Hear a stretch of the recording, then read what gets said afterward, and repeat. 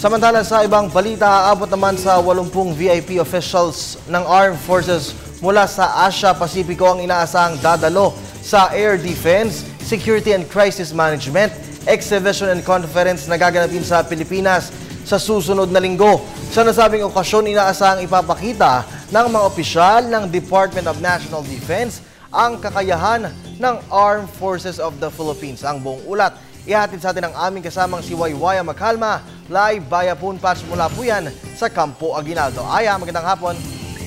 Kirby, higit 80 VIPs ang inaasahang darating sa bansa sa susunod na linggo para sa 3 araw na Asian Defense, Security and Crisis Management Exhibition and Conference o ADAS na gaganapin sa Pasay City 16 hanggang 18. Pagtutuunan ng pansin ng naturang conference ay Defense at Security Crisis Management, pagpapaigting ng kakayahan sa pagresponde ng iba't ibang kalamidad at maging ang pagpapalakas pa ng maritime cooperation para sa humanitarian assistance at disaster response operations.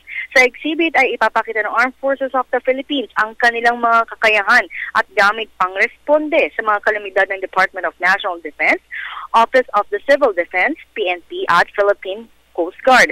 Bukod dito, kasama sa mga exhibitors ay ang South Korea na kung saan aabot sa 200 exhibitors ang lalahok sa ADAS Conference kasama ang 9 na bansa na ASEAN members. At ayon nga kay Lieutenant Colonel Noel Detoyado, ang tagapagsalita ng hukbong katihan ng bansa, ang ADAS 2014 ay isang oportunidad para sa pagkakaroon ng bilateral talks at defense cooperation sa mga participants na dadalo. Inaasahan pangunahan ni Pangulo Aquino ang unang araw ng konferensya, kasama rin sina Defense Secretary Voltaire Jasmin, ang opisyal ng AFP. At Kirby, yan ang pinaka-latest mula rito sa Campo Aguinaldo.